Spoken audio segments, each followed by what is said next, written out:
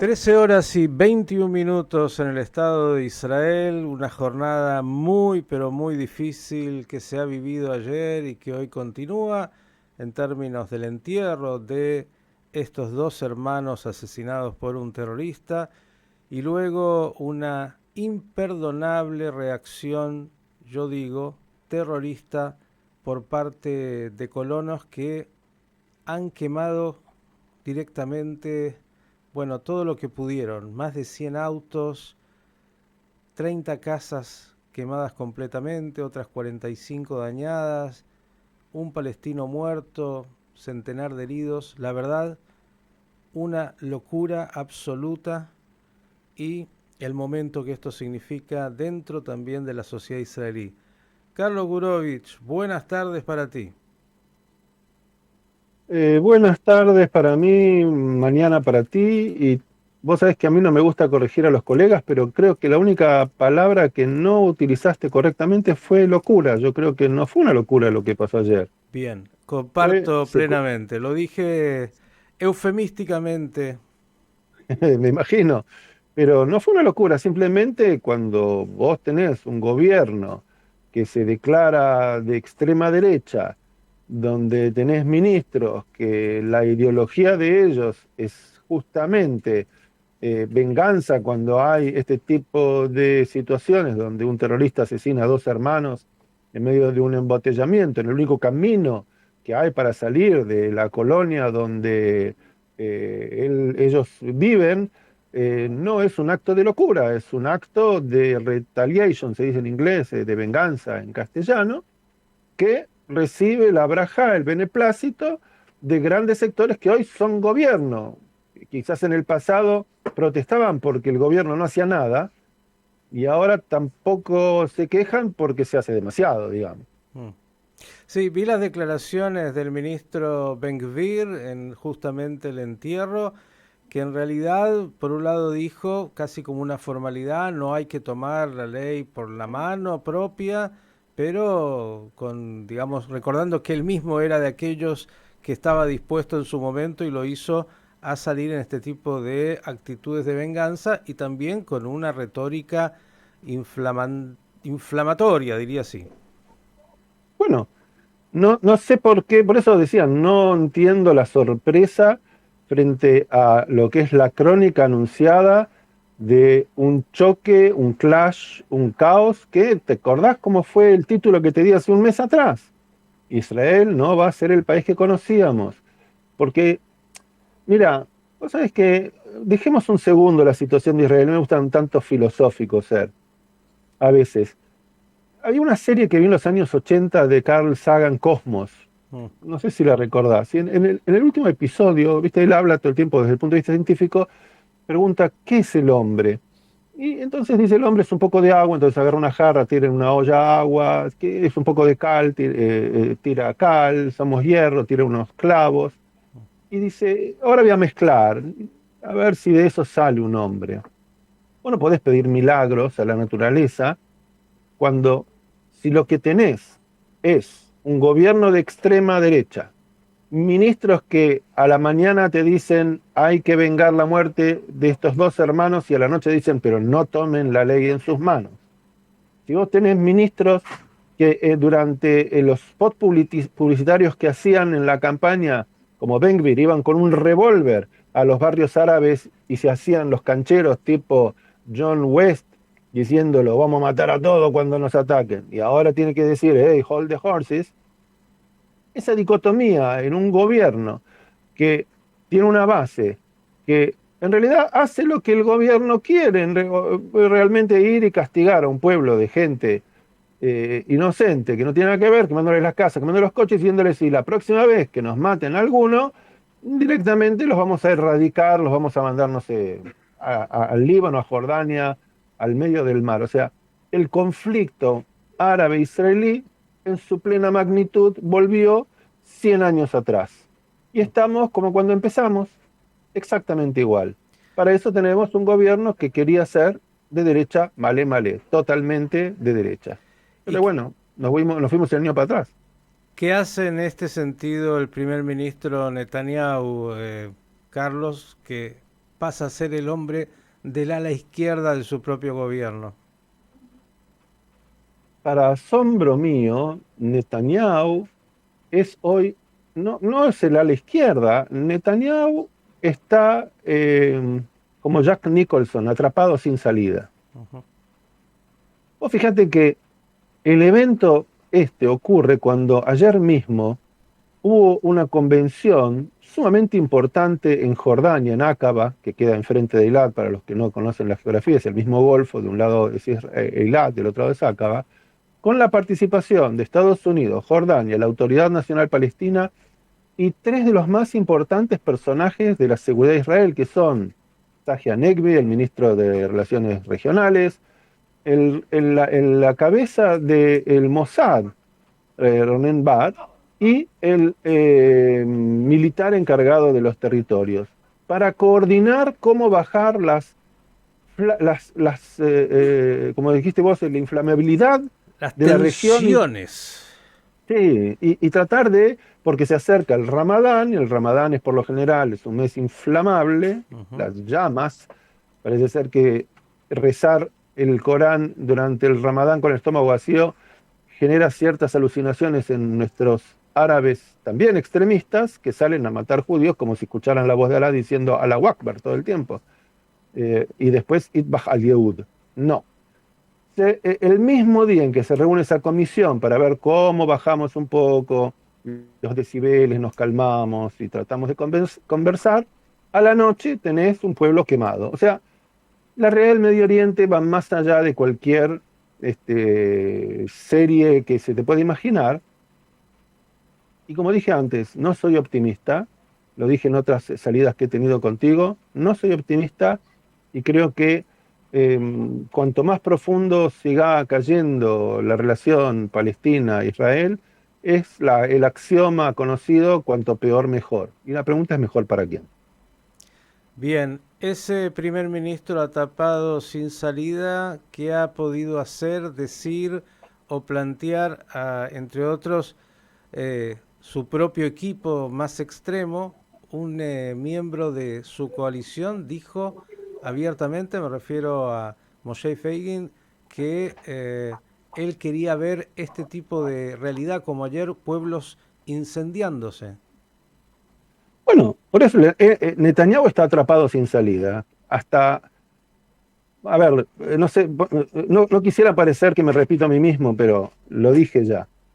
No tomaría el té con Netanyahu en su partido, sentado en la sede de su partido, pero lo reconozco como un gran estadista, quien ha sabido durante los 12 años que estuvo a cargo de este país, supo conducir con cierta mesura, cierto equilibrio, evitando desastres peores que los que pasamos con las guerritas que tuvimos con Gaza o con Hezbollah, a un punto en el cual hoy, al estar atrapado en la telaraña de un gobierno que le impone ser más extremista que los extremos, él no puede mucho. ¿Sabes qué hizo Netanyahu ayer? Dijo, muchachos, no tomen la ley en sus manos, no está bien eso, no se hace. Ya está, no puede hacer más que eso. El gobierno ayer pasó, mientras todo esto ocurría, nuestro estimado Simcha Rothman, presidente de la Comisión Legislativa de la Knesset, pasó una ley en donde, un proyecto de ley, no una ley, pasó un proyecto de ley que establece que, bueno, viste que ellos quieren borrar a la Corte Suprema. Dijo, no la vamos a borrar, lo que vamos a hacer es que lo que la Corte Suprema dictamine acerca de las leyes inconstitucionales que nosotros votemos sean dictámenes no vinculantes. O sea, si nos gustan los aceptamos y si no los ninguneamos. O sea, Netanyahu no fue y le dijo, che, Rothman, para un cacho, ¿no ves que hoy tenemos un día un poco complicado como para encima tirar un poco de querosén adentro del fogón?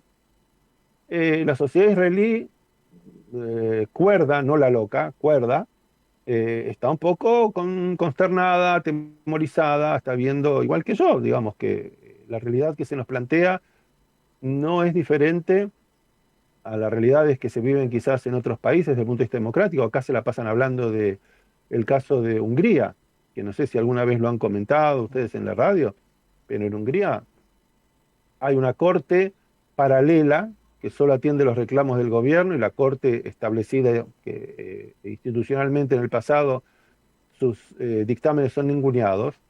El gobierno compró el 98% de todos los medios de comunicación. O sea, ahí sí que hay prensa hegemónica, como lo dicen en Argentina, quedando algunos pequeños grupetitos de comunicaciones que están online, que son la resistencia que se oponen al gobierno, que obviamente no tienen pauta, no tienen presupuesto, y que frente a los 50 millones de húngaros, por ahí los miran 200, 300 mil personas, pero sienten que deben cumplir con la función de ofrecer otra voz. Si nadie los escucha es otra historia. Hay gente que todavía tiene conciencia en el planeta Tierra. Y en Israel nos vamos acercando lentamente a un modelo muy similar. Va a llegar un día en donde situaciones como las de ayer, no va a haber quien emita una voz diciendo, no está mal, como dijo Fogel, está bien, si nos matan dos jóvenes en un embotellamiento, nosotros podemos quemar todo un pueblo. Y está bien, y nadie va a salir a decir, pero muchachos, no está bien. Eso no se debe hacer. Parece un ejército, hay fuerzas de seguridad, hay policía, y esa es una zona donde Israel tiene la potestad de dar la seguridad y de encargarse de la seguridad. Por lo tanto, la función de las fuerzas de seguridad es no ir a apagar incendios y a perseguir a los colonos que tiran piedras y queman casas y coches, sino a buscar al terrorista que debe estar escondiendo por ahí. Pero bueno, qué sé yo, Carlos, todavía no me han nombrado asesor de nada, por suerte. preguntas respecto del accionar de las fuerzas de defensa.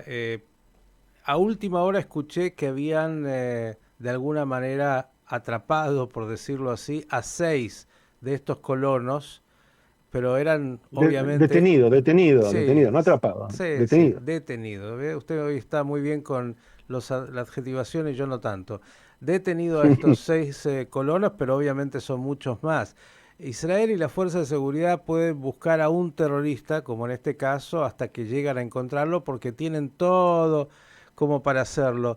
¿Irán a encontrar a todos los colonos y los detendrán y harán que el peso de la ley caiga sobre ellos? No entiendo la pregunta. Sí, me parece como que, pero usted vive en Marte, en Venus, ¿en qué planeta vive? No, eso no ocurre, ni va a ocurrir tampoco. Bien, No, bien. No, la yo respuesta es no. me imaginaba, digamos, que vivo en Venus, por eso que lo planteé. Sigo. Entre las cosas que han pasado este fin de semana, esta ya es suficientemente grave, es que también un proyecto que se venía impulsando desde el gobierno entró en comisión y podría ser votado de pena de muerte para los terroristas, cosa que también es inédita en términos de la realidad de Israel. ¿Qué nos podrías decir de esto? Bueno, no es inédito en el sentido de que es un tema que ha sido puesto sobre la mesa para discutir y se ha sacado ya, por lo menos desde que yo vivo acá, Ujú, 100 veces, ujú. digamos. Eh, y la pregunta que se hace todo el mundo es si yo soy un terrorista palestino que salgo a cometer un atentado sabiendo que no voy a volver. Ujú. Voy a tener miedo de que me ahorquen después de un juicio que va a durar 5 años, con 400 organizaciones de derechos humanos en todo el mundo abogando por mí, transformándome en héroe hipernacional, internacional, hasta Júpiter. La verdad que no. Pero el daño que ese juicio, tener a un palestino en lo que se llama, en Estados Unidos llaman la death row, la línea, el pasillo de la muerte, durante años esperando que la corte decida, el daño estructural para la imagen de Israel es total. Entonces, yo entiendo que los que pregonan este tipo de propuestas creen que con eso compran votos, pero se olvidan que los votos esos, la gente, la mayoría puede creer que eso ayuda en algo, en definitiva no, es un tiro en el pie, lo que yo llamaría. Segundo, eso por un lado la imagen internacional de Israel y todo eso. Y segundo, supongamos que pasaría al revés. Estos dos jóvenes que ayer estaban en Jawara, que es territorio compartido con los palestinos, supongamos que los secuestran como pasó con Gilad Shalit, estuvo 5 años metido abajo de un pozo, pero determinan de que como son colonos, la justicia qué sé yo, ¿cómo se dice? La justicia de campo, el juez de campo de los palestinos determina que son culpables y por lo tanto hay que justiciarlos. No entiendo, o sea, ¿a quién se le ocurre proponer una ley de este tipo cuando estás en medio de un incendio? Bueno, a menos que vos seas la empresa de gas o la empresa de gasolina, que vendés eso y lo único que tenés para vender es eso. Creo que no va a conducir, creo que eso finalmente va a quedar de un costado y si llega a ocurrir será una vez más otra mancha más para este país que no es ni será ya nunca más el que conocimos, por lo menos no en estas condiciones. Digamos que esta propuesta, Carlos, a diferencia de otros momentos, puede ser aprobada por este gobierno que parece ir adelante con todo este tipo de propuestas. Veía y te traigo también a otro tema que se vincula justamente las declaraciones de Ben-Gvir. Entre otras cosas, en Aqaba se estaba de alguna manera tratando de distender, diciendo que Israel no va a avanzar con construcciones en las colonias. Y bueno, Ben-Gvir en el mismo entierro diciendo, señores, nosotros como parte de la coalición exigimos y en nuestro acuerdo continuar construyendo. Bueno, pero otra vez, Miki, es como que, no entiendo, vos lees el diario a la mañana, pero el del mediodía ya es diferente, estamos online, viste que antes vos recibías el diario, te lo dejaban en la puerta de tu casa, desayunabas y recién te enterabas que estaba escrito en el diario al día siguiente. Ahora tenés en el teléfono, cada 5 minutos te entran noticias nuevas. ¿Cada 5? Y bueno, cada 5 segundos, ponele. Pero que cuando abriste el teléfono o la computadora a la mañana y leíste que Ben dijo que está muy contento que se hizo esta reunión en Acaba porque es muy importante, y al mediodía entraste de vuelta a la computadora y ves que el tipo dice, sí, lo que dijeron en Acaba es muy importante, pero nosotros igual vamos a hacer construcciones donde acordamos que no las vamos a hacer, es porque no entendés la retórica del Medio Oriente. Entonces, yo te la vuelvo a explicar.